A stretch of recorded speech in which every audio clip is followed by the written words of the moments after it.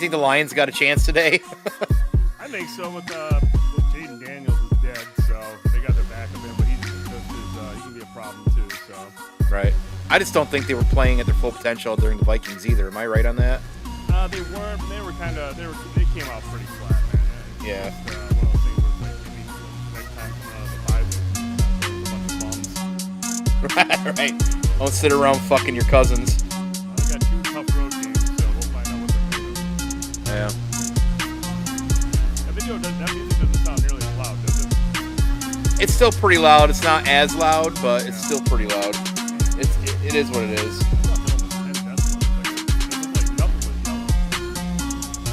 I've found that I have to get aggressive with my decibel change, but I didn't know if because I think you use Final Cut or something. Filmora, I have to get aggressive. I'm going up based off the live one, right? Yeah. And welcome. No. Oh. Live. Oh shit. Okay. It's all good. It's all good. This is just our preview screen.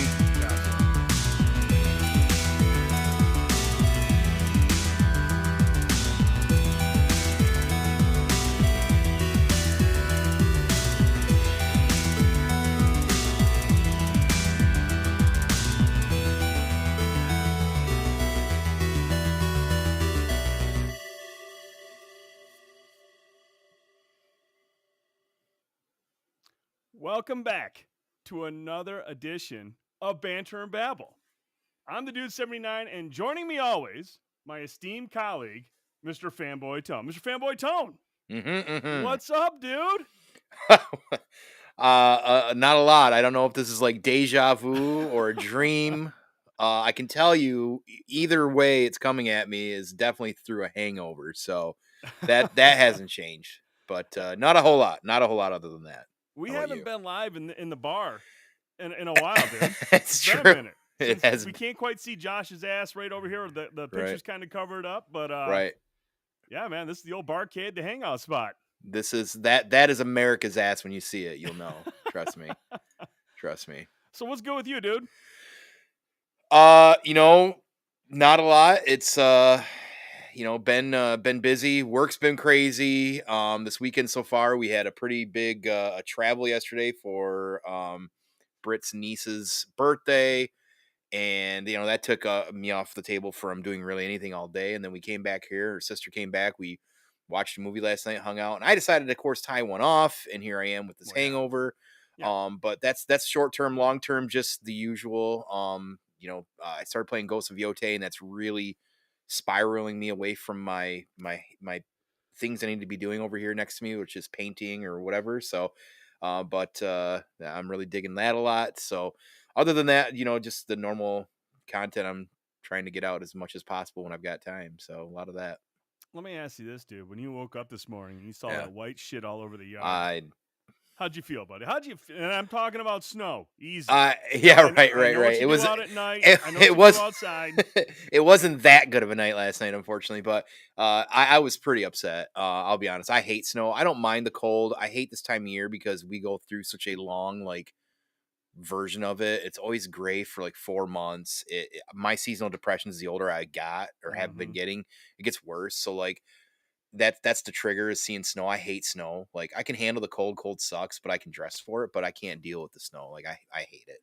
So not happy. You? I'm pretty sure. Dude, it's wild because I'm 46 now. So, 36 years ago, I was like, yay, snow. It's awesome. Living on North Mason, go outside with my brother, play in the snow, have a good time. It meant Christmas. It meant all the holidays. It meant, breaks from school, snow days. You were hyped. Right. Hyped for this shit. But somewhere along the way, dude, I can tolerate snow from Thanksgiving until New Year's.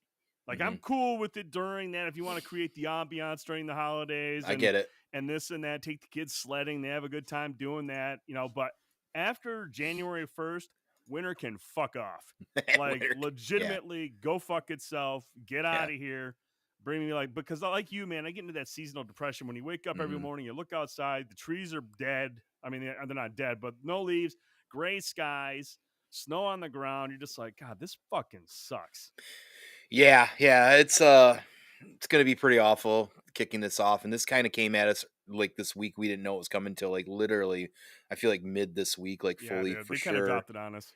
Yeah, and I'm not properly winterized. Like that's on my fault because I've been kind of putting that off. And I was like, oh, I was my plan today was I was gonna get up before we did this, and I was just gonna bring in the things I need to bring in, get some of the stuff moved around and stuff like that because I've been procrastinating like a motherfucker, and I blame Ghost of Yote that this week. Also, the time change fucks me up, so I Yeah, don't have that you don't time. handle that well, do you? No, and I don't have the time in the evening when it's dark to do that. So I'm like, I'll get, I don't, I'm busy Saturday, but Sunday morning before, if the snow really comes, I'll get it taken care of because it was supposed to be afternoon, I thought. Right. And that wasn't the case. So now I've got to be like, okay, well, it's because the temperature's supposed to come back up in a couple days, I think. So It's supposed to, by the end of the week, supposed to be back close to 50, but yeah, so I just it think is the what good it old is. days of 55 and 60, I Yeah, think those it's are packed up certainly for the gone. year. Mother Nature's like, enjoy it while you Hmm. could, guys. Your Hmm. 4 months of warm weather in Michigan that you get. We're starting. Hey, so that's the question for you then, as far as like the always the internal battle, not with yourself but your home. Yeah. When did you turn the heat on? We caved probably about 2 weeks ago. There was one night where it was like, Yeah. low 40s. I think it was like our first frost. When we got our first frost, it was really cold, and I was like, damn it. And the wife is more bothered by cold weather than I am. Hmm. I don't like it, but like she likes to like for example, like we get in the truck yesterday. And she started it up for us, and I get out there, and I would get it, and I'm like, it's a sweat box. I'm like, what the Yeah. fuck? And I look, and the things all say hi. Like Yeah. she's Yeah. not even at like 78. I mean, it is jacked up. I'm like, okay, this is a bit Yeah. much. Dial it down a little bit. Yep. But no, like I'm not quite the jerk I am when it comes to heat that I am with AC. Like I'll sit there and be like, no fucking AC until we're passing That's out. diabolical. I'm the opposite, or like the AC. I try to keep them off as much as possible, but Right. Oh, that's the thing. With consumers doing what they do, we don't have much of a choice. I mean, we try hmm to fight as long as we can, but with the yep. weather being so extreme in Michigan at times, It's it tough. just kind of forces your hand.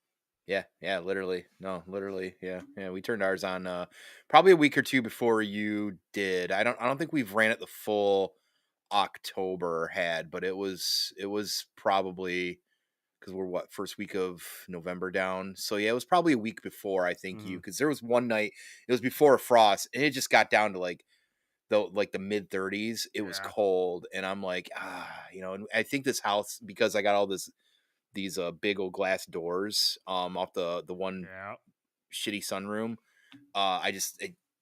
I'm gonna have to winterize better, I think, this winter, and that's kind of my plan. But like, yeah, I definitely feel like we get that draft. So cold. It was too cold. It's rough.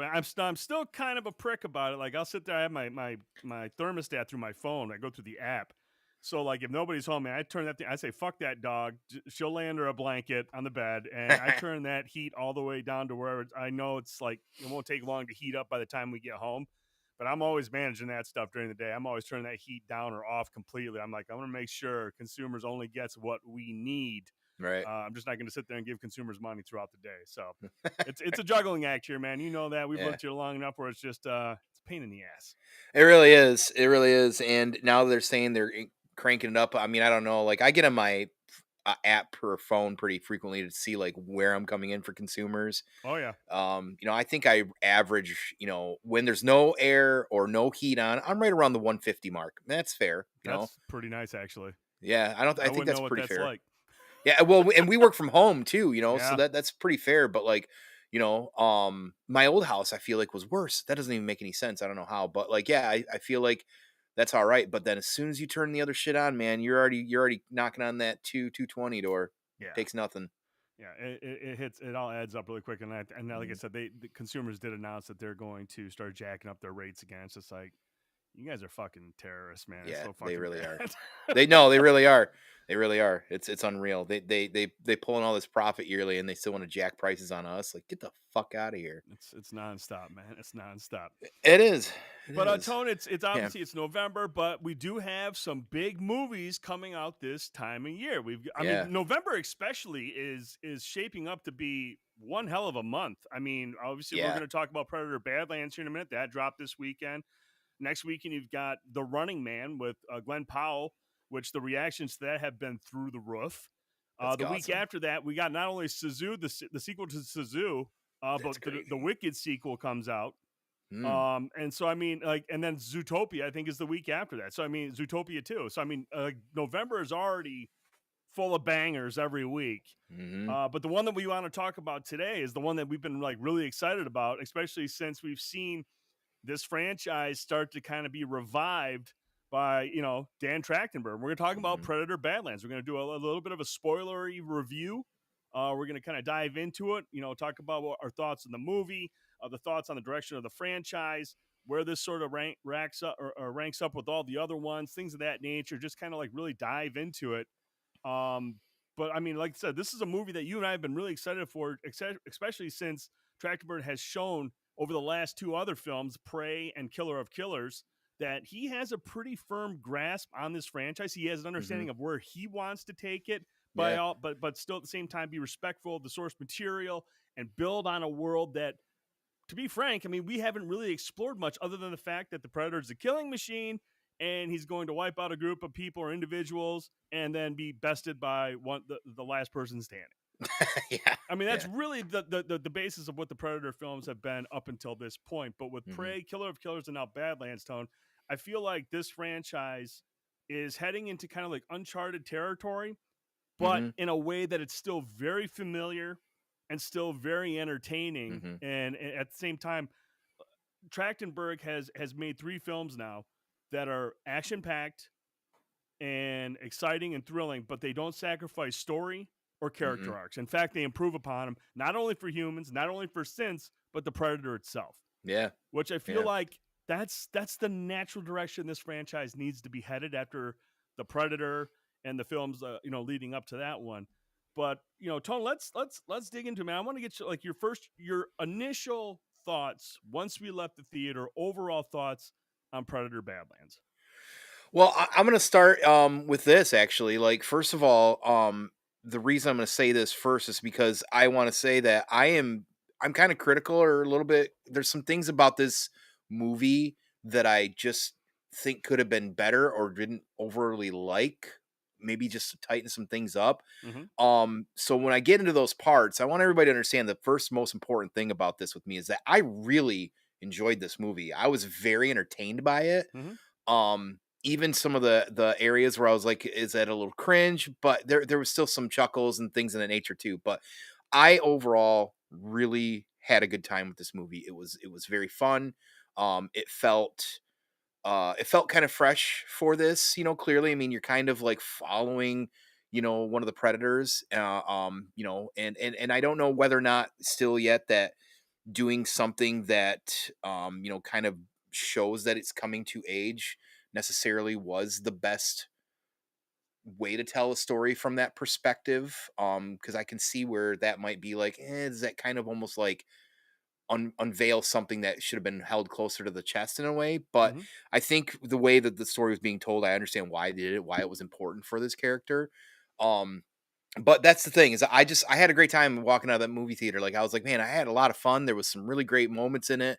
Like I said, we'll probably dive into that in a bit, but like there was definitely a lot of things that I shouldn't say a lot of things that I was just like, I wish that they wouldn't have done that. Like there was almost either too campy or too much levity or whatever it is. But no, it was a great movie. I'm glad that I went and saw it. I still feel like we're moving kind of in the right direction yet, and we'll dive into that later as well. But um no, man, I think that when we all walked out, I just felt like that was awesome. That was Mm-hmm. a lot of fun. That was a lot of fun. So, um, yeah.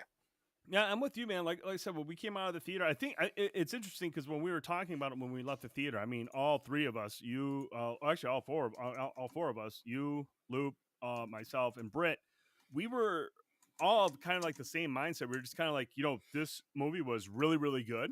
Mhm. We really had a good time with it, and we were all critical, kind of like the same thing. Mhm. There was one. I mean, let's just put it out there. I mean, the one big issue is how much levity is in the film and Mhm. when it's being used. Now, Mhm. look, if you've seen all the Predator movies, there are moments of levity. Some of them are very, very tongue in cheek. Some of them are really on the nose. I mean, I think about the first like 20 minutes of Predator when he got Hawkins and all these guys just spitting out these jokes, and he got Mhm. you know Jesse Ventura making like dropping just incredible lines. You're like, okay, Right. there is some humor here, but I mean, it's tough guy humor, and that's a little bit different. I mean, jarhead humor, what have you. But I mean, like in this film, there is quite a bit of levity. Thankfully, it's kind of Mhm. just from one source. And sometimes, and the thing is, like when we get levity from two of the main characters, whether it's Elle Fanning's, is it Tia? I think it's Tia. Or is it Thea. Thea? Thea. Thea, correct. Thea. Yes. Thea, Yep. Yep. or even in some ways from the Predator itself, they're more subtle, like little kind of like, oh, that's, a little chuckle inside. Nothing that's like overkill where you're just like, oh, you're really trying for a laugh here. But other than that, dude, like I really enjoyed it. It's 2 hours and some minutes, but it went by brisk. The It pacing I did. thought was excellent. Mhm. Mhm. The way the movie is shot, Trachtenberg again has just a certain way of capturing sci-fi essence and really like, especially the locations of his shots, the presentation of the soundtracks. There, Sarah Schachner just again just crushes. Just let her score the Predator movies going forward. She did Prey and she did this. Mhm. Uh, really, really, just a thumping score, a very primal thumping score that really just was complimentary of what was going on the screen, even in the more subtle moments or the high octane moments. I mean, it was just a really immersive soundtrack. Mhm. So I mean, Mhm. that was excellent. The direction was excellent. The performance is really good. You basically get two performers in this. You get Elle Fanning as Thea, and then Demetrius Schuster Colamatani as the Yautja. And everyone's just really good. Like everything is at the top of its game, in my opinion, from every aspect of a film, whether it's movie, sound, direction, presentation, Mhm. performances, everything's there. It's just that levity. It almost was like how we are about a lot of Marvel movies at times, Mhm. where you're just like, gosh, you're really just trying to squeeze humor in situations that might not need it. you know? Right, right. I think that and before I want to jump fully into that, I do want to say like one of the things, and I don't know if it was you or Prime had mentioned when we were watching it, but like we're at the age now in movies where you can tell when gamers have the helm and they put Yes. like because there was like moments in this movie where it felt kind of video game esque too, and I Hmm. really appreciate that because like as a gamer that's really relatable because games give you these really interesting moments that we've never really seen in movies before that Hmm. add like this extra layer of like anxiety or entertainment or whatever it might be, whether that's like platforming or like the things that were throwing out those spikes, like that felt like a video game level, Yes. like I'm in Last of Us trying to sneak around or something, like get around before the clicker finds me sort of thing. So I really appreciate those sort of things. So when we talk about like guys like Dan Trachtenberg who are nerds and big gamers as well too, like he understands those kind of things and adds those elements in because it's unique, because I feel like video games started trying to get to be like movie like and take from movies and write these epic stories, and Hmm. now we're seeing some movies and stuff like that. Like I know for some people Ash is a controversial movie. I was a huge fan of that, and when I'm Oh, it was watching that awesome. I'm like, holy shit, this is like Dead Space. And then come to find out, yeah, he was heavily influenced by Dead Space, and you could feel that, right? Yeah. So I think that that sort of thing adds like an extra layer of entertainment in these films now as well. So, but yes, back to the levity. I mean, I listen during the campfire scene. I did laugh. That stuff was kind of funny and humorous. Before you get into it, let's talk about who we're Yeah, talking yeah. about Sorry, yeah. and referring to, and that's fine. Obviously we have Elle Fanning as Thea. We've got Hmm. the Predator himself, but along the way, as the Predator has been not banished to this planet, but sent to this planet Hmm. to hunt down the Callus, which is supposed to be his trophy to win over his father, who is kind of a piece of shit. Yeah, Uh, yeah, yeah, but yeah, I yeah. think it's fitting for what the Hmm. Predator has always been, and how they're trying to connect the dots to what we know of the Predator from the previous films Hmm. to where they start off. It turns out Predators just don't fall out of the womb as just remorseless killers. Right. They're naive kids, young people, young Yautjas that grow up and they have to go through a process to be a part of their clan. But it's also a very strict process because it's either your Yautja clan or you're getting culled by dad. Mhm. So Yeah, there is yeah. no like, oh well, he didn't make it, so he lives at home with us. It's just like you're either a fucking badass Yautja or you Mhm. get killed. Like some animals eat their young because they're the weakest link, and that's Mhm. kind of like that's the tone that's set at the beginning of this film. It's just like he's trying to like earn his place amongst his clan with his dad as the leader, and he doesn't pass certain tests. His brother's trying to help him get through it, and then they come to a point where dad comes home, makes this revelation like, why is he still alive? And he says you should have done it in your sleep. And at that moment, Deck, who is the main predator in this film, he realizes, oh, I'm about to get pieced out, and so Mhm. he gets restraint. His brother is supposed to execute him. His brother has a change of heart. He frees him, gets him onto a ship that's destined to go to this planet to find this unkillable beast. That Deck said, I'll take a vow to kill this thing, and he gets jettisoned away. And before he gets jettisoned off, he watches his dad kill his brother, cut his head off, and everything. You're just like, holy shit, that is some hardcore tough love, if you will. Yeah, it was I mean, it pretty was, but I gnarly. mean, at the same time, dude, yeah, it's 15 minutes of film, but in that 15 minutes, I would say I gleaned from that the fact, like, okay, if this is what a young Yautja has to go through in order to become a predator who is sent to planets to hunt, how fucking nuts do you think you would have to be in order to pass through that process? Mhm. I mean, imagine you're a young person. Your dad is super hard on you to the point where he's like, I want you to kill your brother while he's sleeping, but you didn't do it. So now you're going to execute him now. Mhm. And your big brother is doing his best to save you, to prepare you. You watch your dad cut your brother's head off and kill him. And then yourself is like, I'd be fucked up too. And I'd be just as desensitized. And, I'd be like, I'm just going to kill everything now because I have Right. nothing to live for. And now I'm angry. So, I Right. mean, if that's how you have to go through the process to become a badass predator, now I understand why the predator is such a fucking killing machine, dude. Mhm. Like I really Mhm. do. I mean, and that's I feel like in that 15 minutes, I was like, wow, now I can understand why these guys are just Right. so Right. unstoppable. And not only that, for the record, like that was a crazy way to start a movie. Within like 3 minutes, there's already crazy fighting going on with two Yeah. predators, things we don't always get like a lot of visuals on. And it's like it was very well choreographed. I mean, like I said, like there's those elements where they're like going extra because it feels almost like in times like a video game in that sense. And like Yeah. that first few minutes like that, like just everything going on, you're getting some incredible visuals. And that kind of does it kind of sets everything up for the movie too, like and your expectations and your excitement and things of that nature for, potentially what you're about to see. Cause that was stellar opening, but also like very, very weighted when what's gonna drive this character. Yeah. But I mean, at the same time, like that's more lore about a Yautja than we've gotten in any film. I mean, literally, Yeah. like in that, you could almost liken the Predator to Michael Myers. Hmm. Don't know what his motivation is. Don't know what drives him. He's just here. He's just going to kill everybody one by one. That's Hmm. all you would ever get from the Predator. He's a badass alien, and you don't know much. Now, unless you're talking about AVP, then supposedly you do get some exposition about where they come from, right, Tone? Sure. All right, cool. So, anyways, but I mean, in the mainline Predator films, we don't have anything like that. Mm-mm. So, in the first 15 minutes, we've already gotten a ton of lore from what the Yautja clans do and how they operate and how they kind of like build up their young to be the next part of their clan, Hmm. which I thought was really awesome. Now, going into this film, dude, I think you and I agree. We were kind of like, what are they going to do here? We're getting this movie from the POV of the Predator. Hmm. We're so used to like, especially the original Predator. It's just like, hey, you got this badass squad of like spec ops guys going up against the Predator, and you get the Predator who's super gruesome and he's killing all these gruesome ways. And we saw that through every Predator up through Prey. Right. It's just like, are we really ready to? Is this going to work? I mean, you're making a big swing here with this franchise and how you're going to kind of like portray it going forward.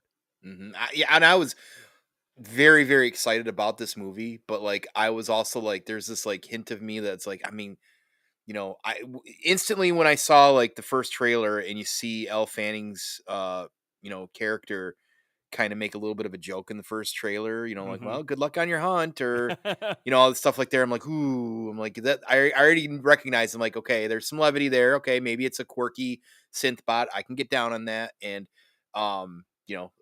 I just guess I didn't expect as as much as I think we ended up getting as well. But that's all that aside. Like every trailer they kept showing, I'm like, God dang it! Like this looks really fucking good. Like I was really excited for the action that we were about to get for sure. So And I can't yeah. help if we went into it with more of an open mind simply because we know Trachtenberg's involved Yeah. and we know Mhm, how his previous two films have been. They've been really, mhm, like Prey was almost like kind of like out of left field. Like nobody knew what Prey was mhm. until it got close to release. Everyone was like, "Holy shit, this is a Predator movie." Yeah, And it was yeah. like, "Oh, okay, this is interesting." And so we watch it and we're just like, "That's a fucking badass Predator movie." Really, really good. Unbelievably. It, Yeah, you took yeah. all the best parts of the first one. The Predator's a nasty hunter. He's Mhm, killing people in gory fashion. We're like, okay, this guy took us to a different era. We're not just mhm. fighting, military people. We're fighting way back when.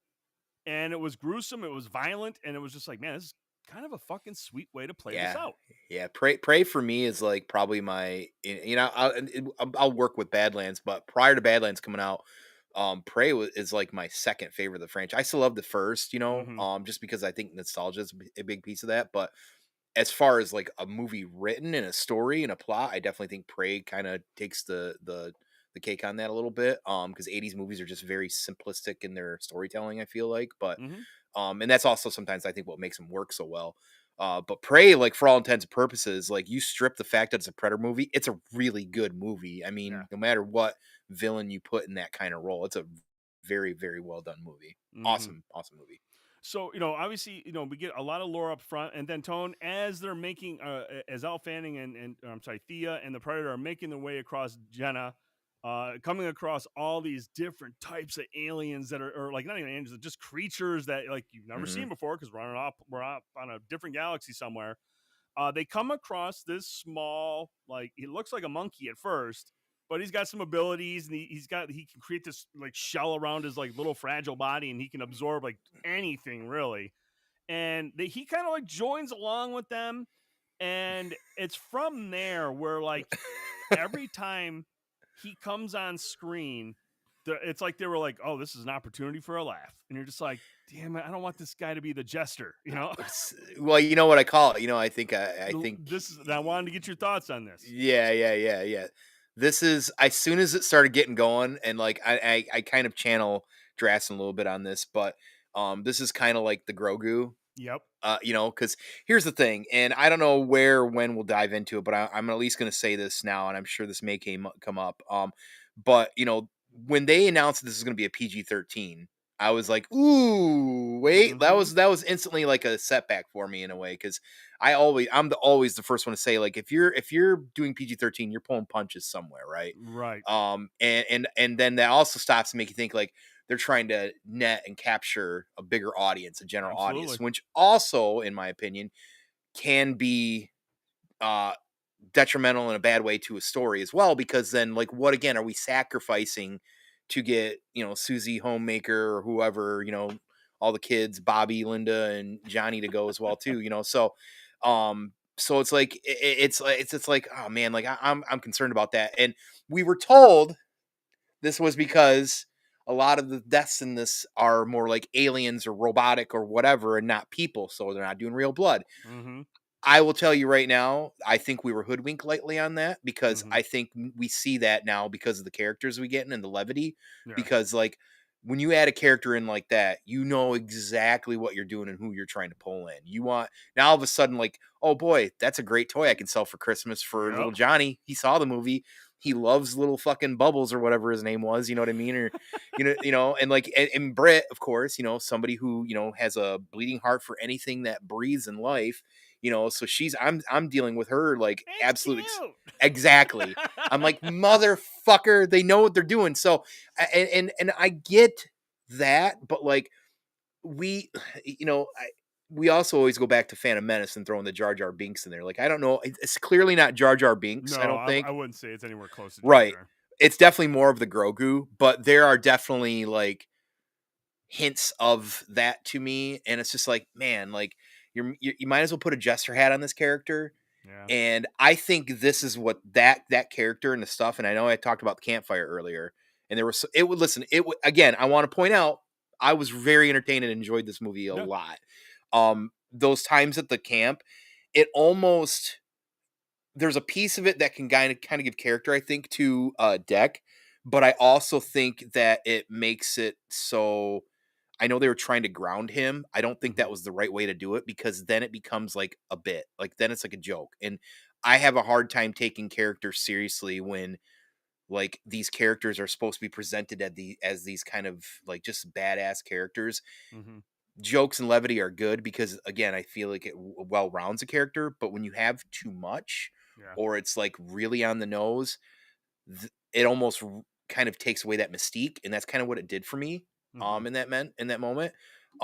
Again, the stuff that the other character was it Bud? Bud. Yeah. So that's Bud, that's what Thea named him, Bud. Yeah. yeah, was funny. Like the stick thing was fucking hilarious. Like I find the humor and all that, but it was more of an impact, I think, on our main character. And then it's Mm-hmm. just like, ooh, like is he really that focused then if he's fucking around and trying to show off to some fucking animal?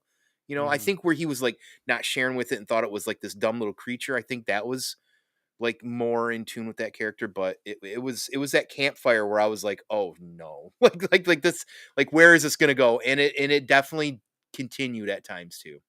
I So, would just say that I think the one thing about where it sort of makes sense in a way. Well, I agree, it's heavy in those scenes, but for Deck's character himself, we have to remember though, Deck hasn't quite reached Yautja. He's not yeah. Yautja Deck. And he's not like a full on predator like we know. He's still going through that transition process where he's like, I'm still in training, and this and that. And he's at that point where like his feelings, he hasn't cut off his feelings like completely yet. Like he's still Mhm. dealing like Thea says he's dealing with the grief of the loss of his brother, so he's feeling a lot of emotions there. So he's Mhm. not quite one track minded like we're used to the predator being. We're not Right. quite at that point yet. So I feel like him being what's the word I'm like vulnerable to that sort of stuff. I kind of get that part of it, but again, I agree with you. I think it's just because we're so ingrained in the whole he's a fucking killing machine. That's all I know the predator as. And I feel like that was probably the toughest part for Dan Trachtenberg was trying to find a way to get us to understand that he's not a killer yet. He's Mhm. not a predator yet. And that's probably for me also because I was like a lot of the humor of that campfire scene. I actually liked the scene where Bud was mimicking what the predator's doing because it reminded me of Jaws when Mhm. Brody's with his Oh, son the at the dinner kid. table. And I was like, okay, I like that. So you kind of got that connection there, and a little homage to Jaws, and I thought that was cool. But there's other parts around the campfire scene, and even beyond that, where every time Bud shows up, it's a fucking bit, and you're just He like, he might have been coming out rolling around on a fucking balancing on a big old red ball while he he was might doing as shit and well have. juggling. I agree. Yeah. Like I said, Yeah. there's a lot of scenes where I was just like, man, when when you find out who Bud really is, it's just like, Mhm. man, that's almost a more drastic arc of this predator going from humor predator to killer predator to what Bud's going to evolve into, which is like completely different. Yeah. But like, yeah, I just feel like some of it was just a bit much. And I agree with you 100%, man. I can't help but wonder. Now, look, we know 20th Century Studios is the banner it's under, but that also falls under Disney. And so at some Mhm. point, Disney's got to be thinking, hey, how can we get that Grogu money? Right. And I That's yeah, exactly. and I can't help Exactly. but wonder if Trachtenberg was told that they're like, hey, man, we need to make this PG-13 to cast a wider net to get more people. Because obviously, based on this past weekend, it made $40 million at the box office. And that's the biggest opening ever for a Predator film. Now, that's by comparison to a lot of other Disney films. 40 million ain't shit on an opening weekend. So Right. it's a franchise that has a beloved fan base, but it's also not a franchise that is like, oh, hey, this is a Marvel movie. Let's bring in the hordes. It's not quite there. So they're trying to think, okay, look, if we're going to put on a movie with high production value, big budget, we have to reach a wide audience. And I can't help if Trachtenberg, who has done a violent Predator movie, who has done Prey, which was ultra violent, he Mhm. understands what the Predator is. He understands what the fans want to see, which is people getting maimed by the Predator. I wonder if Trachtenberg made this movie the way he did because he knew it was going to be PG-13. And so when he does let the Predator unleash on all the synth bots, dude, I couldn't help but wonder like how thin that line is from Mhm. watching the Predator dispatch of 50 synth droids the way he does, and Bud does, and even Thea does. If those are humans, This movie is a hard R rating. It is a really, really R-rated film because he's Right. fucking these things up bad. So I wonder if Trachtenberg was like, look, hey, we're going to make this PG-13. I'm still going to get mine. I'm still going to depict the Predator as he can be. And so we're going to be ultra violent with these synths. So, Mhm. which I think it's really smart what they did, but I can't help but wonder if like that was Trachtenberg Mhm. going, look, you guys can do what you want. I respect that. But you better believe we're going to get the action. Yeah, and I got a few missed. I feel like there's some missed opportunities with this because of things like that. For instance, because had those been humans, say for Oh, instance, and had they been what you remember what I said they should have been, not since, but what yes. The droids. Or not should, droids, but should cyborgs. they should have been colonial marines, Oh, yeah, yeah, yeah, yeah, right? yeah. That have Yep. I made thought you more meant sense to cyborgs. me. Like That's right. like that would have been a lot cooler if they were like a small squad of colonial marines had been with Wayland Yutani on this. Like, um, I think that would have made that more impactful in a way. Oh, yeah. So I get I get they were towing that line with the PG-13 and everything they were doing, but like, I just feel like having the same synth bot the entire time, and also like even the main villain in this too, I take issue with a little bit too. So, but yeah, I feel like there was some missed opportunities, and that was a big one. Like, you're tying in Wayland Yutani to Predator, Mm-hmm. and yeah, I get it, you're gonna have some synth bots. Your main character's synth bot, but like, why not really put that fucking thick on? That's what we want to see. Throw some fucking Colonial Marines in there and shit Right. like that. You know what I mean? So I think that would have been way more impactful in that sense. But again, I know they're trying to keep that PG-13 going there too. So hey, what's happening, Dead Man? Good to see you, my friend. Let me ask you this, dude. Now, this might be moving into like conspiracy territory, Yeah. but I'm trying to figure out if this is what the plan is with this franchise. And I can't help but if it comes from a financial decision of how they're going to do stuff. But like, Mm-hmm. look, we look at Prey, ultra violent predator film, releases on Hulu, streaming services, millions upon millions of viewers who are watching stuff on streaming. It's more accessible at home. More adults can be like, oh shit, I want to watch this at home. People Mm-hmm. sign up, make their money through Hulu, whatever, what have you. Now, when it comes to movies at the theaters, there's very little room for error because now you got to figure in a shit ton of marketing. You got to make Marketing's sure big. that your Yep. movie's going to make a lot of money at these theaters. Whereas, like, okay, we pushed out an R-rated Predator film, a franchise that only made 40 million is now the biggest opening ever. Okay, we released that in the theater. We started putting money into it because we want it to look good. We got marketing. I just think, man, PG-13 is the way they have to go if you're going on the big screen and if you want to make big time money and Yeah. not Yeah. lose your Yeah. ass on Yeah. stuff. Yeah. Whereas And if you I like take yeah. Killer of Killers, that was on Netflix. That granted that was animated, but it was fucking violent. But a lot of people watched it on there. So I can't help but wonder if that's kind of like their thinking behind it. If they're trying to test the waters, like, hey, look, we can make a profit if we get people to go to the theaters, hit a wider audience with the PG-13 rating, find ways to give the action people what they want. Yes, we'll try to Mm-hmm. get little Grogu money, but in order to please the fans, we'll have the action here. But if we want to get more of a hardcore Predator film, that's not going to lose a ton of money at the box office because it barely hits 40 million. Let's put that on Hulu where people Mm-hmm. know that Prey exists and Prey was a big hit. I just can't help but wonder if there's some financials in there where they're like, this is less risky if we drop this on Hulu, and Yeah. this is more appealing when we drop this in the theater. Yeah, I think we're in a different era now, past COVID, especially too. And I think it was getting there to leading up to with all the Marvel, the way Marvel like their budgets and how big these budgets are getting and how insane they're getting. Like, money's always going to come back to it at this point, and I'm sure money played a big part of this. I don't. Do you know what the budget was for this movie? I will check for you. Go Yeah, ahead. Keep check that talking. because I almost wonder because like 40 million is great for a Predator release, right? But like 40 million just seems like for a budget that they normally do for these sort of things, like where's that knocking on the fence, right? So I get it. Like if you throw a fucking Grogu character in there, then mom and dad are paying for an extra ticket or two for their kids, or whatever that might be. I mean, matter of fact, you were able to take the boys last night, which I want to hear how I'm sure they probably really Oh, fucking they dug it. freaking loved I it. fucking bet they did, and that does bring a smile to my face, right? But at the same time, like I was watching The Predator as a fucking kid, and it was rated R. You know what I mean? Like, and knowing that it was just a fucking movie. But I But to be digress. fair, But I will say this, man. They were not. I mean, they weren't talking about Bud after the movie. They weren't like, "Oh, Bud was on." I mean, they just thought it was like, "Oh, cool." Bud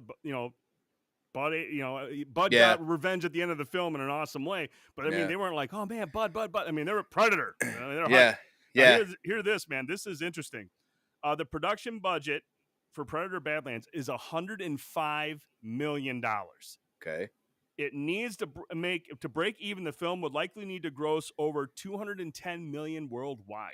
So Worldwide. 40 million box office domestically. That's domestic. We don't know what Right, the right. whole worldwide take is. That's just But you can weekend one. see right there, you got to have a home run hit with the Predator franchise in order to like pull in enough.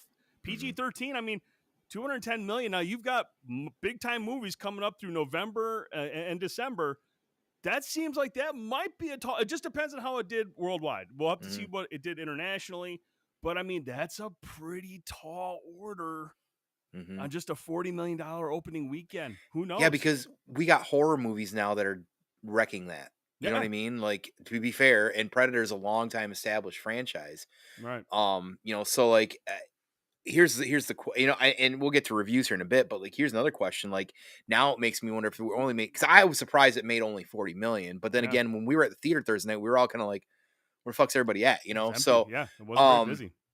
Right. So the question then again becomes like, what would have happened if they'd have gone R and just really dove into like more of that kind of like action or craziness that they've been known for in the past, like, or if they, because to me Prey leans more like that, right? Yeah. In that Oh, yeah. sense. So I don't know. This movie definitely felt like, and I kind of alluded to it, felt more video game-esque than anything. Yeah. Which again is like a great way of like telling a movie or a story like that for sure. So I saw somebody mention they referenced it more as sci-fi fantasy, which I feel like that's kind of accurate. Yeah, that's fine. And I'm fine on that too. I really am. And I almost wonder, like, did we lose some really good something or some things out there because we did want to get in the general audience thing? Because I always argue that, like, I understand about money, getting people in there, getting more casuals, all this stuff, but I always feel like that, there are things that we sacrifice when we're doing that too, and sometimes conveying certain either story elements or characters and what's driving them by pulling punches, I think that sometimes can also hurt stuff too. So now, outside of that, we know that this movie's doing incredibly well, at least as far as, people thumbs upping it or whatever like that. But at the same time, like, I wonder, like, would people be talking about it more impactfully had it just been more like Prey? And that's the thing. And you mentioned the audiences. I mean, that was the first thing that we looked at on Thursday night, because in my mind, I'm thinking, going after watching this movie, I was like, okay, look, I have my issues with it, but overall, I really enjoyed it. But at the same time, I was like, there's gonna be a lot of diehard fans who fucking hate this movie. There's gonna be a lot of diehard fans who think Predator '87 is what every Predator movie should be, which they tried to do for like 5 or 6 movies, and it kind of just sort of fell off even more and more, and just got even more stale and just poorly thought out.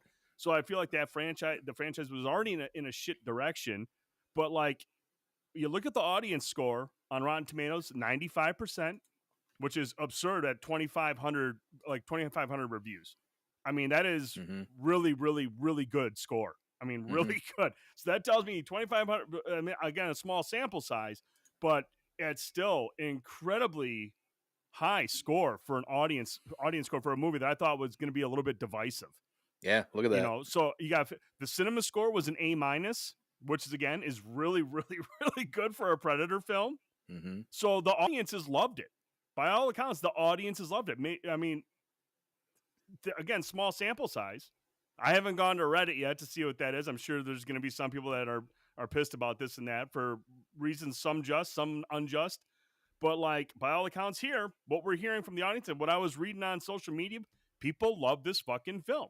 Yeah. And I think that it's in part because leading up to Prey, this franchise was doing shit. It was making shit movies with shit stories that just was like, this feels like you're trying really hard to build on what 87 was. And 87 was a fucking awesome film. Predator's an awesome film. It's an iconic film. It's part of my childhood. It's one of the best movies of the 80s. But let's not pretend like there was this deep thinking sci-fi film. Right. It was, like you mentioned earlier, it's an 80s action film. Yeah, a lot of the great 80s action films, with the exception of something like RoboCop, which actually has kind of like a deeper, huge social commentary. Yeah, a lot of social commentary, but a lot of the great 80s Roadhouse, great 80s film. Just, I mean, it's Roadhouse. I mean, it's a guy kicking ass at the bar. It's like, whatever. Watch the left boot.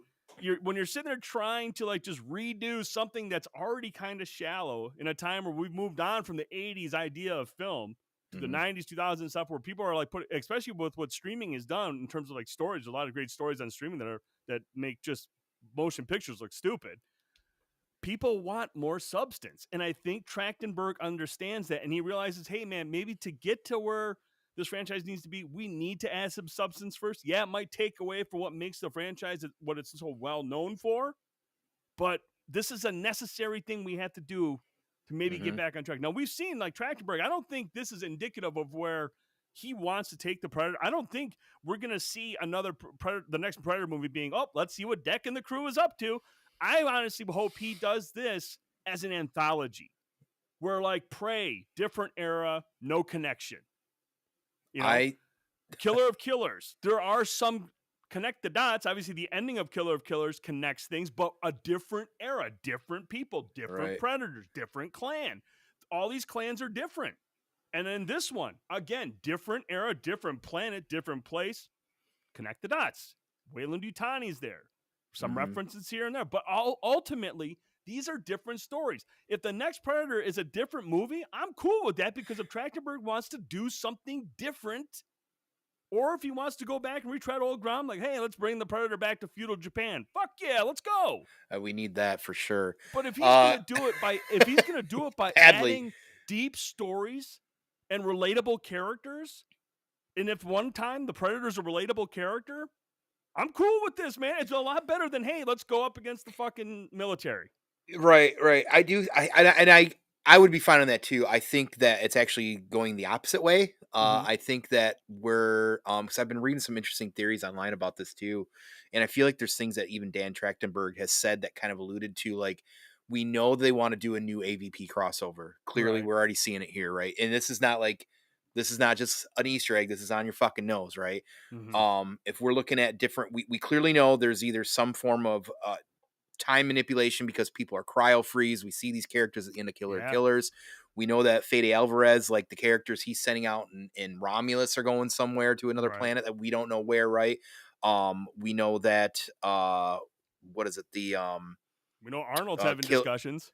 Yep, we know that's happening. We know Killer of Killers. What happened to those three characters at the end? You know, things in that nature as well too. So like, it really looks like that they're trying to do some form of like Avenger-esque, almost like that's kind of the way people are explaining or saying it out there, type of movie crossover. And whether or not that's true or not, it will remain to be seen. But we know there's a Prey 2 coming, right? Like there's something going on with Prey 2 apparently. I think that I thought I remember reading something about that. Yep. So we know that's probably going to happen. So we're bringing back that. So, you know, it's and then at the end we see the ship there, and he's like, "That's my mother." And now here's where it gets really interesting. I keep bringing up video games for a reason.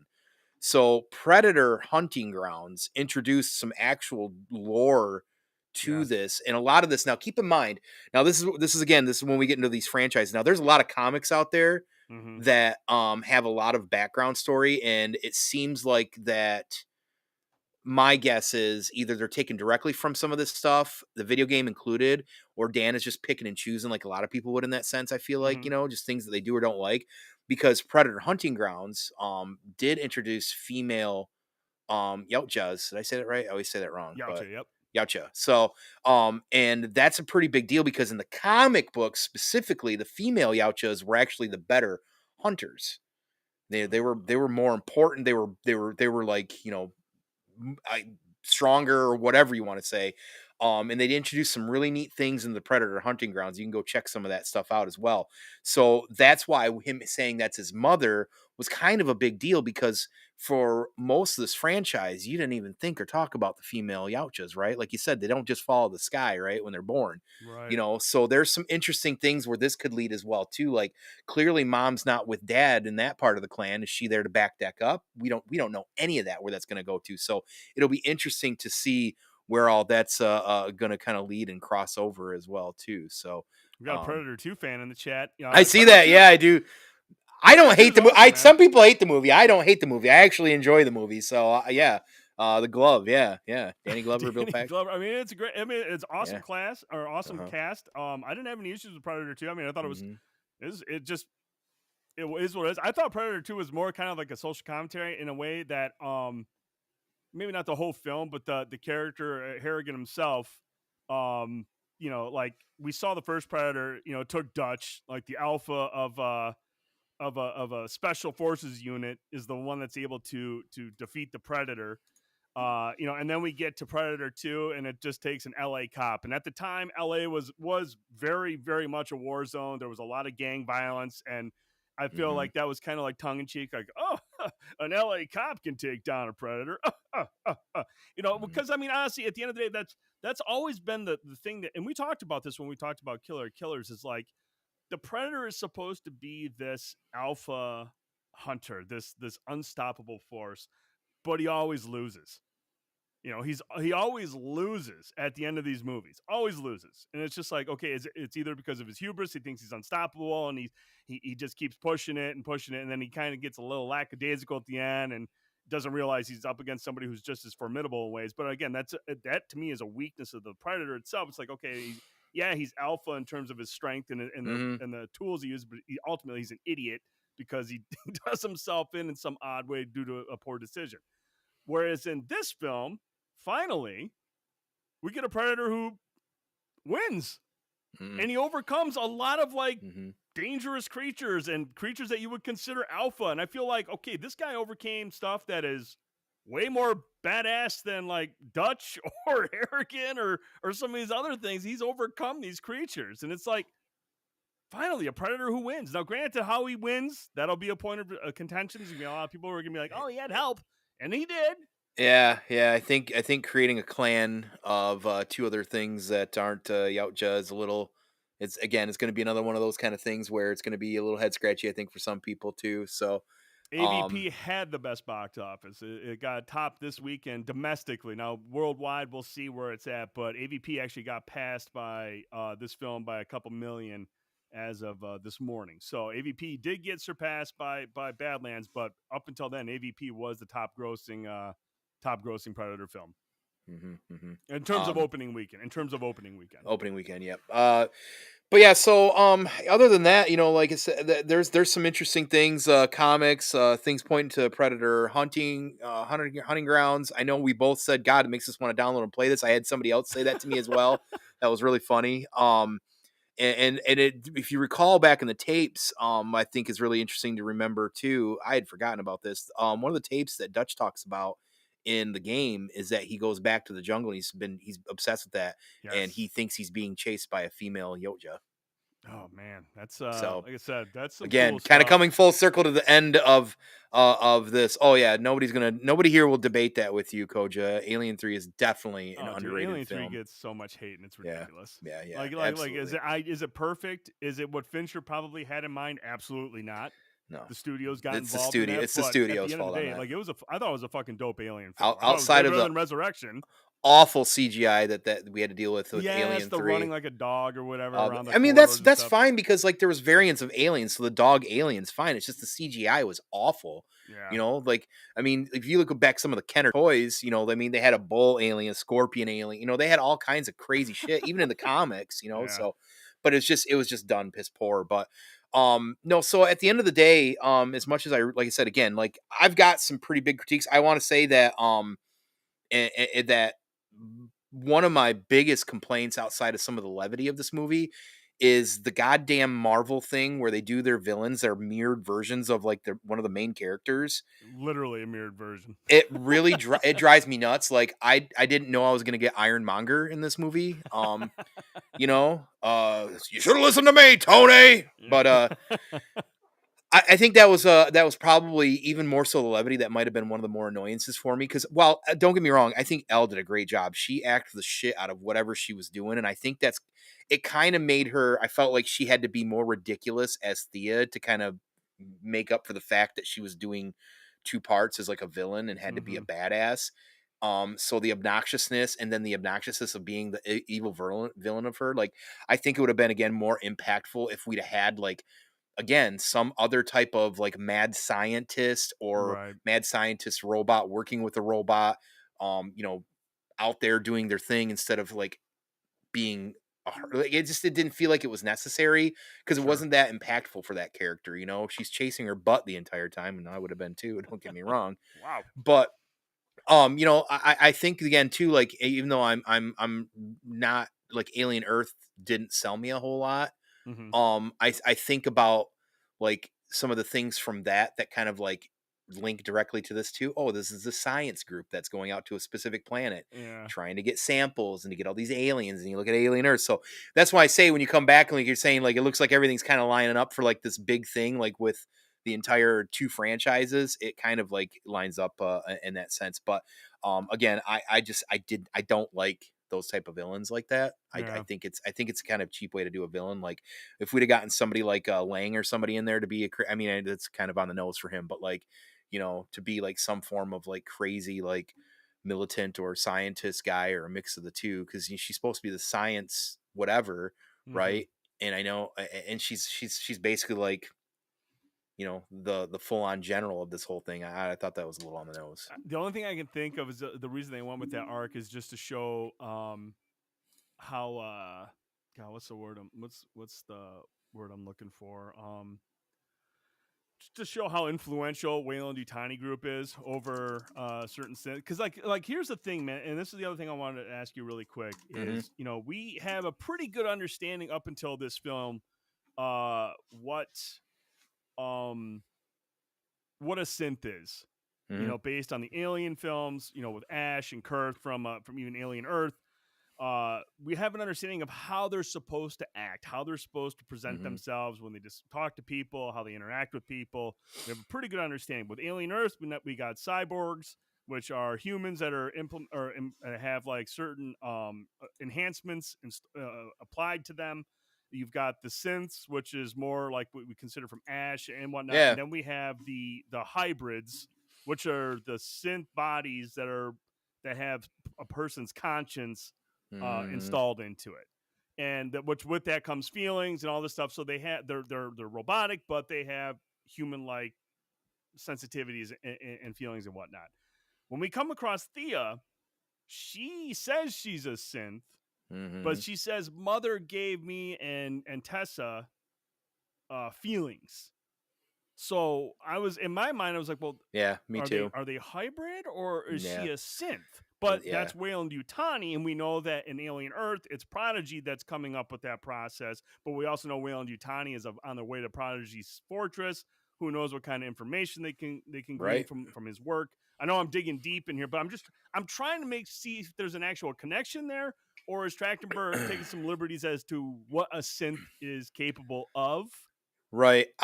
It makes you wonder. I mean, I could see it going either way Because because like, they are under the same parent company. You yeah, know, they might have said, "Hey, we want some things that we just recently did with Alien Earth to kind of like also, you know, we got Wayland Utani, but we want to resonate with these robots and this character and stuff like that." And yeah. maybe I don't know. That's a good question. Because I've been wondering that too. Like as soon as that came up, I'm like, Jesus, this sounds like Alien Earth. You know, so And like she says they have feelings installed, which would indicate that she doesn't. If she is somebody that had their conscience put in, she would remember her childhood. But then again, we know that they're capable of wiping your memory of your childhood. hmm, So she just has feelings. And right. like I said, I'm digging deep down. I'm going down the rabbit hole here. I'm just trying to make sense of how this synth is so much different than the synths that they've established Right. in the Alien. And if everything's connected, if this obviously you got Whale and Dutani, Yeah, like what are it's we doing tough. here? It's tough, and I think like that you just brought up another plot hole in that Alien Earth for me as well too. Like they put feelings in these things, and they're supposed to be just people and robots, and you can still wipe their memory as well too. It's like okay, so which is it? Like Right. I, you know, like fucking a, like don't get me started on that. But yeah, no, I don't know. Like that's a really good question. I do think that I would be curious on. I don't know that either one's a necessarily going to be the best answer for that because I don't, you know, it's kind of tough because again, even as a synth, like she had a lot of personality, but like, what does Yeah. she mean by the feeling thing, right? Like, you know, yeah, it's kind of it's a little ambiguous, I think, and maybe we're supposed to just perceive that. I don't know. And I think that's why Tessa is more of like the like you said the mad scientist version because while Thea's away, Tessa gets the communique from Mother that says, "Hey, if you keep fucking up, we're gonna decommission your ass." Yeah. So like Tessa's gets the threat that if I don't complete this mission, Yeah. I I'm want to be a real getting girl. yeah, I'm getting decommissioned here. I'm getting wiped out. Where Thea doesn't have that information yet. You know, she's just like out there. Hmm. Hey, we're just exploring stuff, and I have sensitivities to help me understand the animals around here. So it's like she's kind of like the free-minded one, whereas Tessa is kind of Hmm. like owned by Utani. She understands that she's gonna get shut down if she doesn't complete these missions. Yeah, So it's just such a weak way to tell a. it is. I To agree. You know, I like I said, I don't. I will say I I don't know. like the way that Elle Fanning played. I mean, she's very different. She, You know, she no does a no really good qualms with job. her. Yeah, she's an awesome actress. I think that she was a great fit for especially Thea, but Yeah. I was really kind of taken out of her being kind of the villain. Not just the fact that she was like a mirror version or an opposite of the equal, but it Yeah. just, like it was hard to kind of take her that serious from flipping when you were just seeing her this other way as well too. So I don't know, but like I said, there's some things I certainly took issue with, and that was probably one of my big ones outside of the levity. Was just like, God, we're doing this, like we haven't learned Hmm. our lessons from this, like Marvel, doing the same shit for 15 years. Hey But man, the budget was 105 million. They bring out another actress to play the character. that's true, We got to add to the budget. You know, right? like That's Elle true, Fanning's here. She can do both characters. Thanks, right, Elle. Appreciate it. right, right. Bring Dakota in, then have Dakota do it. I don't Have know. Dakota do it. Yeah, Yeah, I fuck it. always wondered, man, and I hope they do a behind the scenes thing when Thea does have her face to face scene with Tessa, and they're talking about sisters. Obviously, Elle Fanning's looking at somebody else. I would love to find out if that's actually Dakota Yeah, Fanning that would be pretty sitting cool. across from her to kind of like really, Uh-huh. not get Dakota on film where they don't have to actually pay her for the time, but just have her sit there while Thea's like saying those lines to her to kind of get that emotional connection when they're talking about being sisters and whatnot. But I would love to find out something like that, like who was the double that was sitting there in front of Elle Fanning while she was delivering those lines. So.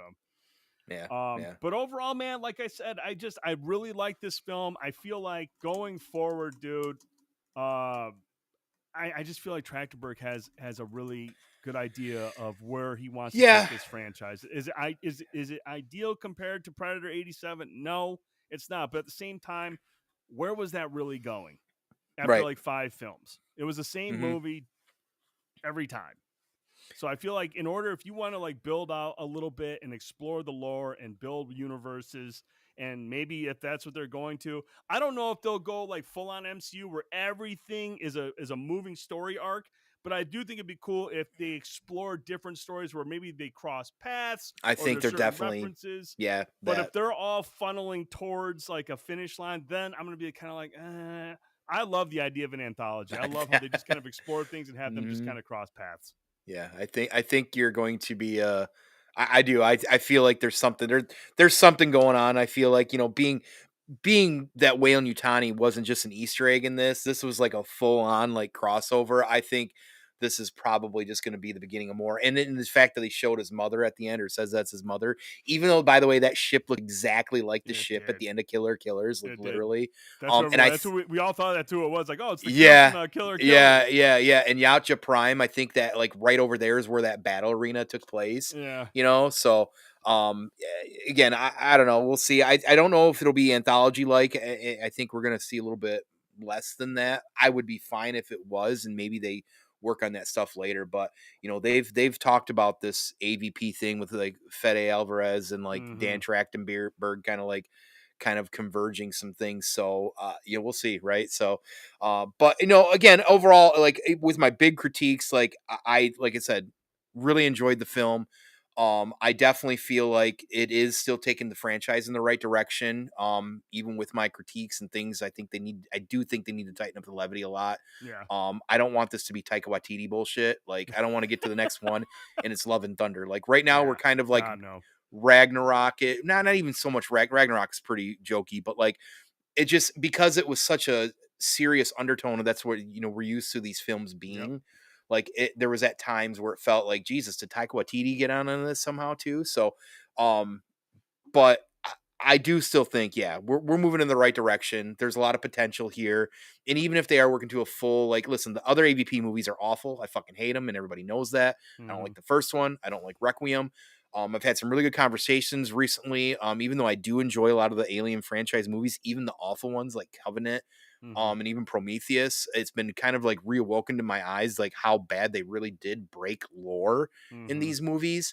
That's very, very head scratchy. So like I've kind of like shifted my thoughts on those in a little bit way, but um I'm worried that we're gonna see some of this sort of stuff, but we've seen that already with AVP, and I do feel like Dan Trachtenberg clearly is a big enough fan. Like I said, it's almost like he's taken some of the old, kind of like what Disney does, is picks and chooses from the old EU. Sure. I do kind of feel like certain things like hunting grounds and some of the old comics, which a lot of this I felt like that very comic booky kind of thing.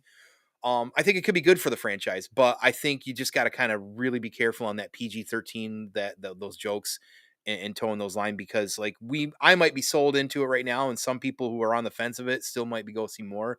But Mm-hmm. if we go too far to a certain Yeah. direction, I think you're gonna lose people, and then your 40 million opening box office is not gonna matter. Right. So, but yes, I'm still on board. I still want to see where it's gonna go. Like I Mm-hmm. said, I know I'm really critical, and I always am, good or bad. But again, I really enjoyed the film. I thought it was a great time. Yeah, no, I'm with you, man. I really enjoyed it. I had a good time. I went and saw it again with the kids, and I liked it just as much. Like I said, it does a lot of things right. Hmm. And I think Trachtenberg has shown that he's capable of, like, hey, I can do an ultra violent one, I can do a character building one, and I can do something in between with Killer of Killers. So, like, we've seen what he's capable of in different types of Predator films. Hmm. Whichever one they finally land on is like, hey, this is kind of like the blueprint of what we're gonna do going forward. That remains to be seen. I still want an ultra violent predator film. I still want some of those, but I don't mind if you want to go sci-fi fantasy and Hmm. give us a different type of predator Some viewpoint. variety is fine if we get a little bit of both, right? Yeah, I'm Different dude. movies Like I that do said, this, man, yeah. if you and at the same time you're building everything outward and you're giving me something different every time, dude, I'm Hmm. fucking there, man. I'll Hmm. be there. I love the predator as he is. I love the idea of the predator. But I do want something different. I do want them to kind of flesh things out and explain things and show me different things. And I'm down with that. But like you said, if we're going into it's gonna be buddy cop movie part 2 again, and we're gonna add more humor, then I'm gonna be like, dude, this is not the way. Yeah. Um, No. like like I said, you've Right. got several blueprints you can pull from now. Hmm. What makes a successful predator film. Be mindful how much you pull from each one, but Hmm. he knows what he's doing. Like I said, man, Trachtenberg hasn't put out a fucking Predator film where I'm just like, oh man, this is down there with the Predator, The or Predator. God, I was hoping you were going to even say that out loud, but yeah, yeah, like it's yeah, just like we're light years past that, and yeah. and I'm cool with that, and I want to see what more he's capable of. But yeah, just don't fuck it up. That's all I'm asking. Don't fuck it Don't up, fuck it up. and I'm there for the ride, dude. There you go. So There you go. Perfect. that is going to do it for our review, Tone. That's going to do it for our conversation. Obviously, we want to hear from you folks at home. If you had a chance to go see Predator Badlands, make sure you let us know in the comments, whether you're watching on YouTube or if you're watching on TikTok. We'll have this video up on TikTok, and we'll also have an audio version up on the podcast service of your choice. So we'll Hmm. have this discussion, but we want to hear from you. Let us know in the comments what you thought of Predator Badlands. Where do you rank it amongst the series? Do you feel like Dan Trachtenberg has a firm grasp on this franchise, a good understanding of what makes a good Predator film, and how do you feel in general about the franchise? Let us know in the comments below. We want to Yeah. hear from you. Yeah, I want to hear the Uh, good, bad, and the ugly from you. Like, whether Absolutely, you let's hear what you liked about the movie, what you didn't like about the yeah, movie, what you thought was awful. Like, throw it all out there. Would love to hear it. Write a story if you have to in the paragraph or big in the time. And we'll comments. comment, man. We'll let you know what We'll we be on thought of your that. thoughts, and we want to hear from you. I mean, Yeah. that's the point of why we do what we do. Hmm. But Tone, Yeah. where can people find you? What can we expect from you in the next week or so? For me, that's a good question. I don't know what this week's gonna look like. I'm trying to be really stickler about my Monday updates when it comes to just content in general. So always be on the lookout for Monday for just a little snippet and what happened prior. So I'll probably talk about this and what's coming up. I don't really know what I've got planned right now. We're getting to that time of the year where even though I'm trying to keep a lot off my plate, we're also dealing with like different holidays and different things you got to do and family stuff. So but I definitely am trying to get a let set the tone in the next week or two set up. Typically I do them on Saturdays, so hopefully that. And then anytime I can sneak in like a paint stream, World According to Tone, those as well. So just be on the lookout for that. Awesome. I'll be streaming some more Ghost of Yote this week. I'll be on Wednesday night. Also going to continue to stream my sessions of Arc Raiders or Battlefield 6. Those are my two multiplayer fixes right now, so I'm having a lot of fun with those games. But Ghost of Yote is the focus in terms of like the story content. The game is just amazing. Tone talked about it earlier. That's what he's been playing. That's what I've been playing. I've had a Pretty blast hooked. playing it. It's a beautiful Yeah. game. It's got a good story. The combat is still exhilarating as hell, even though they kind of changed from stances to weapon types. Really like the decisions they made. It's been a lot of fun playing that game. So we'll continue to stream that on Wednesday nights for our story stream. And then, that's pretty much going to be it for me, Tom. That's what I'm going to be doing. Right on. Well, of course, always those last housekeeping moments as well too. Be on the lookout for Seven Dungeons every Monday night, 7 p.m. live on Twitch and YouTube for the Shadow Spark Chronicles. The role playing from that crew the last couple months has been absolutely phenomenal. They're coming into the last, I think, act of that story. There's a lot of good stuff going on there. So if you like storytelling, put it on your background. Listen to this stuff that they're doing over there. It's some really, really good work. Half-Ass Beer Review is back out, able to get some more content out more frequently right now, even though that man's a very, very busy man. We did get our 450 North corn maze video out. It's very entertaining. Yes. We had a good time. We got hammered in the middle of a cornfield in southern Indiana once again. Thank you again for the folks there that invited us to that. That was a good time to be able to do that. So he's got some good videos coming out there too. And then if you hadn't seen it, I'm sure maybe you have heard me talk about it at some point, but I have teamed up with Drassen and Jehovah over at Seven Dungeons to do Dungeon Banter. We do that once a month on a Wednesday. This coming November 19th, Wednesday, we are going to be talking about The 13th Warrior, a movie we're all big fans of, something based off a book I didn't know. And we're going to have Stell from Harbinger Studios, who make the awesome Savage Crucible figures. He's going to be on as a guest too, because he's a big fan as well. So we're going to do that. Make sure to watch out for that. Very, very excited to be able to do that. And if you're listening to this, wherever you're listening to it or seeing it in post here, make sure, please, give us that like, give us that subscription, slap that bell a couple times like it's going to owe you some money, and make sure to give us a follow on all those awesome socials too. So, but we, of course, appreciate you coming through and hanging out as well. And finally, don't forget, November 10th, tomorrow is the 50th anniversary of the sinking of the Edmund Fitzgerald. That's one of my Roman empires. I think about Edmund Fitzgerald way more than probably anybody should, but they're going to do their live stream 7 p.m. Monday night when they do the special ceremony in remembrance of those folks that lost their lives to that awful November storm in Lake Superior. Crazy. Yeah, 50 years, man. It's wild. Great song, though. I heard that Great the song. other night. Gordon Lightfoot. Oh, yeah. Dude, I was actually at a banquet 2 Saturdays ago, and it was dueling pianos, and they actually did that song, dueling pianos. And Fucking A. I couldn't even pretty imagine. good, dude. It was Couldn't pretty even good. imagine that. Yeah. But that's going to do it here for us. Hope everyone has a great rest of your Sunday, and everyone has a great week as best you can. Stay warm out there. Drive careful if the roads are snowy, and it's here, Tone. Winter is upon us. Winter is here. There's no avoiding it. So You're right. But that's going to do it for us. Fanboy Tone, I'm the Dude79. Thank you so much for hanging out with us. We'll talk to you soon. Good night, everybody.